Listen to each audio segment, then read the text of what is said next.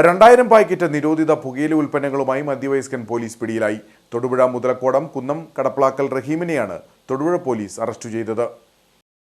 Operation D ഹണ്ടിന്റെ ഭാഗമായി സംസ്ഥാനത്തുടനീളം നിരോധിത ലഹരിമരുന്നുകൾ പിടികൂടുന്നതിനായി പോലീസ് വ്യാപക പരിശോധനയാണ് നടത്തുന്നത്. ഇതിന്റെ ഭാഗമായിട്ടാണ് തൊടുപുഴ മേഖലയിലും പരിശോധന നടന്നത്. ഇതിനിടയിലാണ് റഹീമിന്റെ വീട്ടിൽ നിന്നും നിരോധിത പുകയില ഉൽപ്പന്നങ്ങൾ കണ്ടെടുത്തത്. പെരുമ്പാവൂരിൽ നിന്ന് വൻതോതിൽ ലഹരി വസ്തുക്കൾ എത്തിച്ച് തൊടുപുഴ മേഖലയിൽ വിതരണം ചെയ്യുന്ന ആളാണ് റഹീമെന്ന് പോലീസ് പറഞ്ഞു.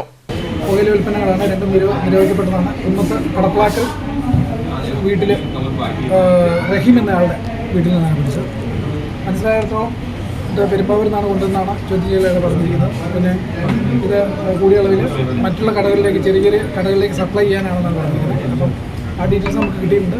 അപ്പോൾ അതിൻ്റെ ഭാഗമായിട്ടുള്ള പരിശോധനകൾ അടുത്ത ദിവസം ഉണ്ടാവും. റഹീമിന്റെ വീടിന്റെ ചായ്പിൽ ചാക്കിൽ കെട്ടി സൂക്ഷിച്ചിരിക്കുകയായിരുന്ന 2000 പാക്കറ്റ് നിരോധിത പുകയില ഉൽപ്പന്നങ്ങളാണ് പോലീസ് കണ്ടെടുത്തത്. വരും ദിവസങ്ങളിലും ഇത്തരത്തിലുള്ള പരിശോധനകൾ തുടരുമെന്നും പോലീസ് പറഞ്ഞു.